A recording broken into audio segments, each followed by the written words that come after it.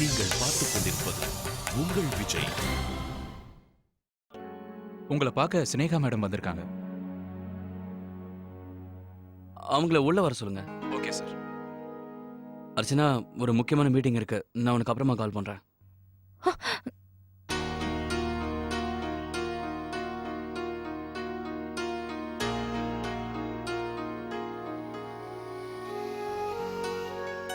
என்னாச்சு? பேசிட்டியா? பேசிட்டேன். அவர் ஞாபகத்துல மூழ்கிட்டியா? சாயங்காலம் உங்க அண்ணன் வந்துடுவாருல்ல, நம்ம எல்லாரும் ஒண்ணா சேர்ந்து டின்னர் சாப்பிடலாம்.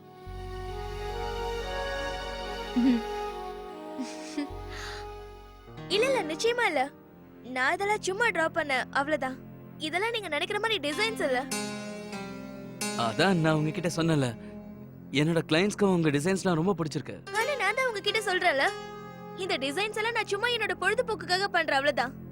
மத்தபடி வீட்ல இருக்கிறவங்க ஃப்ரெண்ட்ஸுக்கு மெஹந்தி போடுவா அவ்வளவுதான். இந்த ப்ரொஃபஷனல் நகை டிசைன் எனக்கு எப்படி இருக்கும்னு ஐடியாவே கிடையாது. எனக்கு இதெல்லாம் ஒண்ணும் தெரியாது. ஏதோ எனக்கு தோணுனதை வரைஞ்ச அவ்வளவுதான். உங்களுக்கு தோணி நீங்க வரைஞ்ச டிசைன்ஸ் தான் எங்க கிளையண்ட்ஸ்க்கு ரொம்ப பிடிச்சு போயிருக்கு.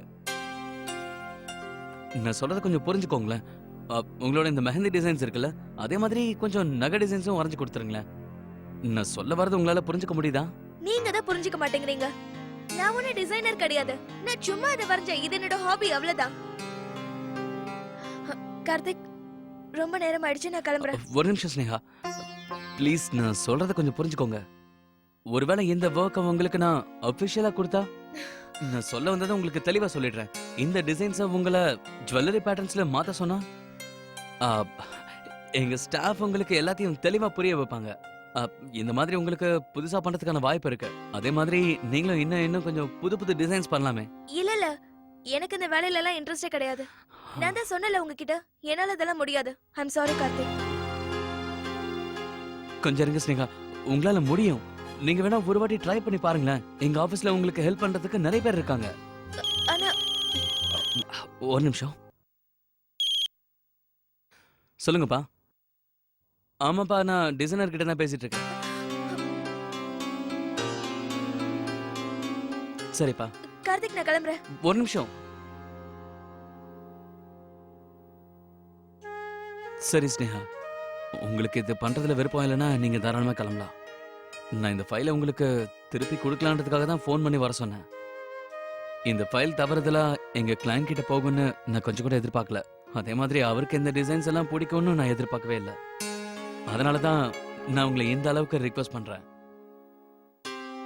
ஒரு வகையில நீங்க சொல்றதும் சரியா தான் இருக்கு. நீங்க இது வரைக்கும் இந்த வேலையை செஞ்சதே இல்லை. நான் திடீர்னு உங்களை டிசைன்ஸ் டீமோட சேர்ந்து இதெல்லாம் பண்ண சொல்றேன். I'm sorry. இவ புது டிசைனருக்கு எங்க போறது? அப்பா கிளையண்ட்டுக்கு என்ன பதில் சொல்லுவாரு?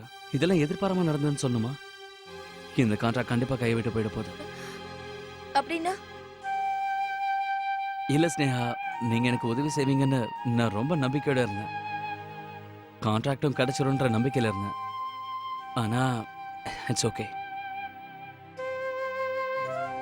சரி, வேணும்னா நான் ட்ரை பண்ணி பார்க்கறேன். நீங்க ஒரு தடவை அதை பாருங்க. உங்களுக்கு அது பிடிச்சிருந்துச்சுன்னா. Thank you, that's great. நீங்க ரெண்டு பேரும் சீக்கிரமா வந்தது நல்லதா போச்சு. இந்தாங்க, அண்ணனுக்கு பிடிச்ச சப்ஜி ரெடியா இருக்கு. பிந்து, ஃப்ரிட்ஜ்ல ரைத்தா வச்சிருக்கேம்மா, எடுத்துட்டு வா. சரி சித்தி. அப்புறம் பிந்து, சுட சுட சப்பாத்தியும் கொண்டு வாமா. அண்ணி, அண்ணன் ஃபோன் பண்ணிருந்தாரு. இன்னைக்கு எங்க ஹோமம் வளர்த்து பூஜை பண்ணாராம். அப்படியா?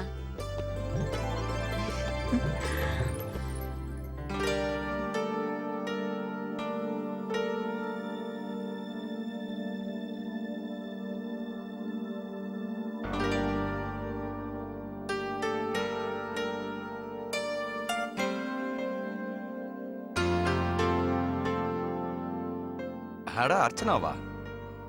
என்னம்மா வந்துட்டியா? அங்கேயே தங்க போறதா சொல்லிருந்தா? இல்ல, பார்த்துட்டு வந்துட்டேன்.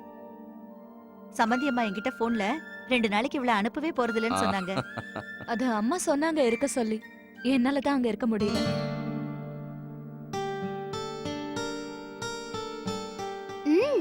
அங்க போனோடனே எல்லாரும் ஞாபகம் வந்துருச்சு போல இருக்கு. நீ என்ன வேணாலும் சொல்லுடி. நம்ம மனசு நம்ம வீட்ல தான் இருக்கும். அண்ணா, நீங்க அர்ச்சனாவை கூட்டிட்டு வர போகலையா? போயிருந்தா இன்னும் அவங்க சந்தோஷப்பட்டிருப்பாங்கல்ல. இல்ல அவரு வரேன்னு சொன்னாரு. நான் தான் வேண்டாம்னு சொல்லிட்டேன். இன்னைக்கு ஆபீஸ்ல அவருக்கு நிறைய வேலை இருந்துச்சு.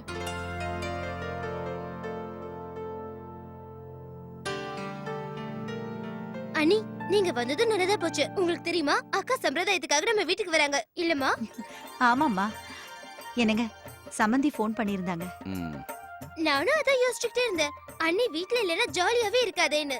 இல்லையாண்ணா?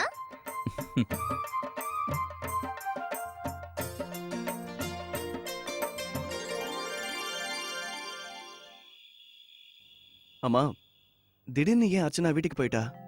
நான் என்னென்னவோ பிளான் பண்ணி வச்சிருந்தேன். அது எல்லாமே வேஸ்ட் ஆயிடுச்சு. ஏன் வந்து நான் நீ கூட எங்கேயோ டின்னருக்குலாம் போலான்னு சொன்னேன். ஏன் திடீர்னு போயிட்டா? என்னாச்சுன்னு எனக்கும் தெரியலப்பா. இங்க தங்கணும் தானே வந்தா. ஆ, என்னவோ திடுதிப்புன்னு போறேன்னு கிளம்பிட்டா. ராதிகா, பொண்ணுடைய மனசு பிறந்த வீட்டை விட பூந்த வீட்டு பக்கமா சுத்திட்டு இருந்தா அது நல்ல சகுனம்னு சொல்லுவாங்க. ம். அர்ச்சனா சந்தோஷமா தன் குடும்பத்தோட வாழ போயிருக்கா. அங்க எல்லாரோடையும் நிம்மதியா இருப்பா. அது நல்லது தானே? நீங்க சொல்றது ரொம்ப சரிதாம்மா. ஆனா ஒரு நாளாவது இங்க தங்கி இருக்கலாம்ல. யாரு நீ சொல்றியா? உன் மருமக அவங்க அம்மா வீட்டுக்கு போயிட்டு வரேன்னு ஒரு நாள் கிளம்புனா நீங்க பட்டாசு மாதிரி பொரிஞ்சு தள்ளிட மாட்டீங்க? ஆமாமா, என்னால மட்டும் அங்க தங்க முடியுமா என்ன? ஏதோ ஒண்ணு சொல்லிட்டு சீக்கிரம் ஓடி வந்துருவேன்ல. அம்மா திட்டிக்கிட்டே இருப்பாங்க. மாமியார் ஞாபகமா இருந்துச்சுன்னா அப்புறம் எதுக்கு இங்க வரேன்னு. ஆனா அர்ச்சனா கிட்ட நான் சரியா பேசவே இல்ல. அவளுக்கு என்னாச்சுன்னு தெரியல, இப்படி திடீர்னு. அம்மா, நீங்க முதல்ல இந்த கவலையெல்லாம் விட்டுட்டு லண்டனை பத்தி மட்டும் யோசிங்க. தனோ, எனக்கு வேண்டாம், சாப்பிட முடியல. எதுலயே பாதி கூட. என்னாச்சு வந்தனா? ஏன் இவ்வளவு கம்மியா சாப்பிடுற? ஆ, நல்லா வயிறு ஃபுல்லா சாப்பிடுமா. ஆ. ஆமாமா, இந்த காலத்து பொண்ணுங்களே இப்படிதான், சரியா சாப்பிடவே மாட்டேங்கிறாங்க. அர்ச்சனாவும் இப்படிதான் பண்றா. அவ பண்றத பாத்தீங்களா? மாமியார் வீட்டுக்கு போனதும் ஒரு போனாவது நமக்கு பண்ணாளா? அக்கா, நீங்க இங்க உட்கார்ந்துகிட்டு அர்ச்சனாவை பத்தி இவ்ளோ யோசிக்கிறீங்க. ஆனா அங்க அவ வீட்டு வேலையில ரொம்ப பிஸியா இருந்துட்டு இருப்பா. ம்.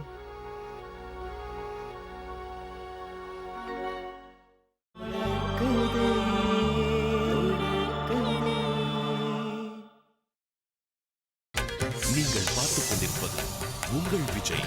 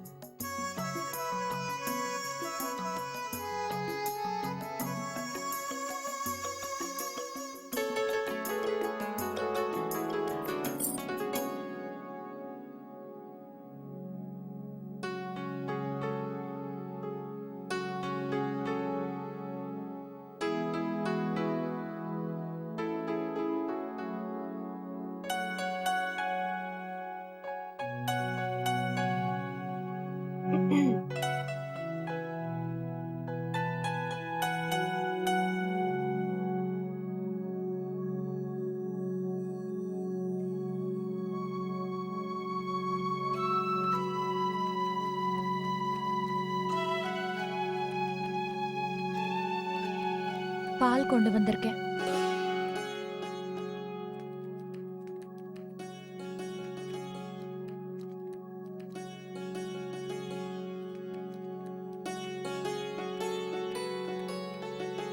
இந்தாங்க.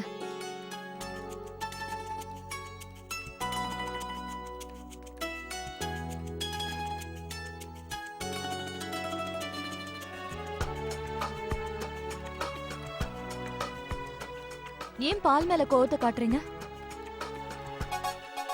சக்கரை கம்மியா இருக்கு. ஆனா நான் 1.5 ஸ்பூன் சக்கரை போட்டிருந்தேனே. ஆனா எனக்கு கம்மியா இருக்கு. அது எப்படி கம்மியா இருக்கும்? குடிச்சு பார்த்துட்டு சொல்லு.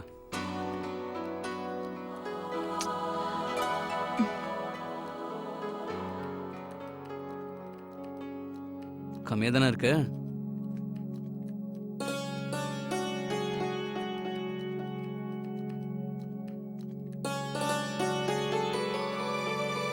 நான் இன்னும் கொஞ்சம் சக்கரை போட்டு கொண்டு வரேன். பரவாயில்ல விடு.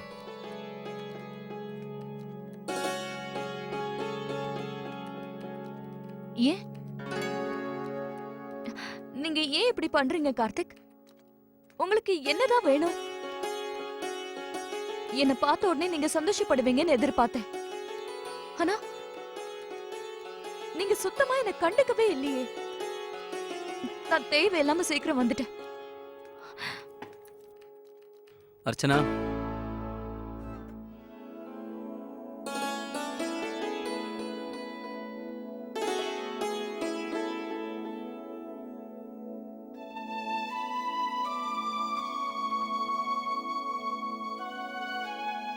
இப்பதான் இதுல சக்கரை இருக்கு. நல்லா டேஸ்டாவும் இருக்கு.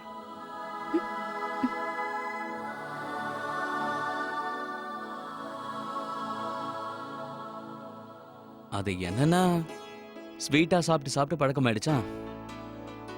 இப்ப அது இல்லைன்னா பிடிக்க மாட்டேங்குது.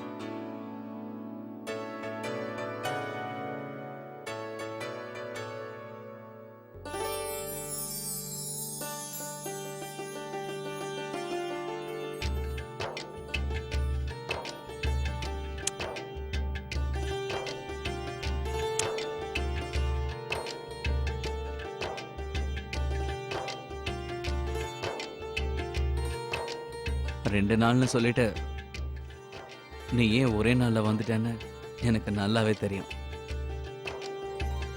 எனக்காக தானே.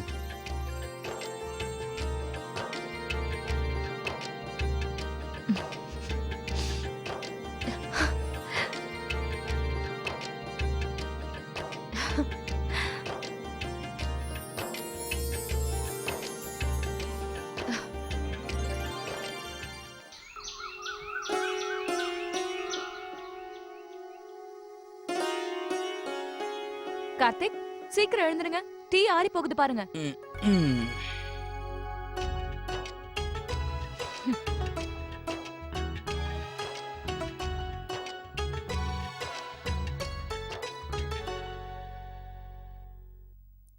கார்த்திக், எழுந்துருங்க. டீ ஆறிக்கிட்டே இருக்கு. எழுந்துருங்க. கார்த்திக், டீ கொட்ட போகுது.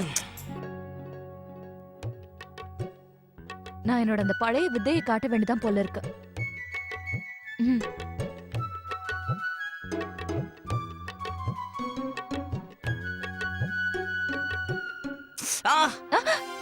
என்னாச்சுனா இது? ஒண்ணும் இல்ல, டீ ஆறி போயிடுச்சான்னு செக் பண்ணி பார்த்தேன். எழுந்துக்கிறதுக்கு இவ்ளோ லேட் பண்ணா என்ன பண்றது? இந்தாங்க. எவ்வளவு நல்ல கனவு கண்டுட்டு இருந்த. எழுப்பி விட்டுட்டியே. என்னது?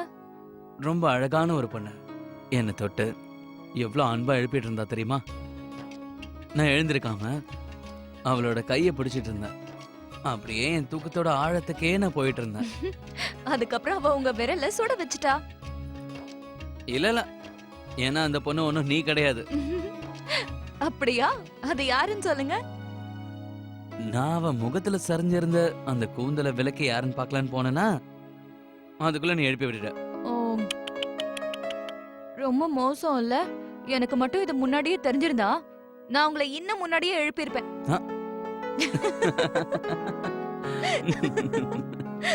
அர்ச்சனா, ஒரு நிமிஷம் இந்த டீ எப்படி? என்னாச்சு?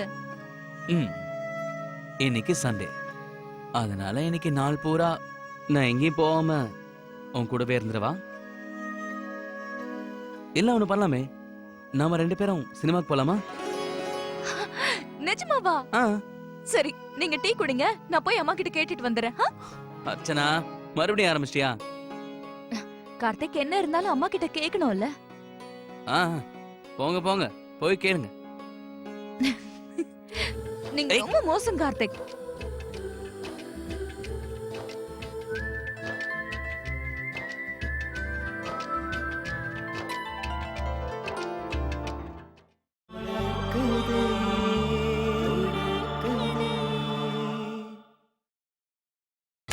நீங்கள் பார்த்துக் கொண்டிருப்பது உங்கள் விஜய்.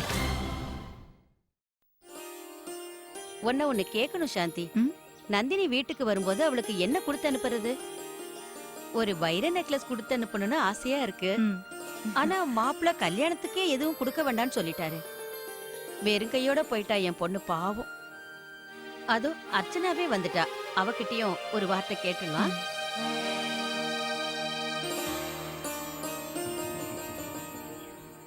அர்ச்சனா, நந்தினி வரப்போறா இல்லையா? அதுக்கான ஏற்பாடெல்லாம் பண்ணிக்கிட்டு இருக்கேன்.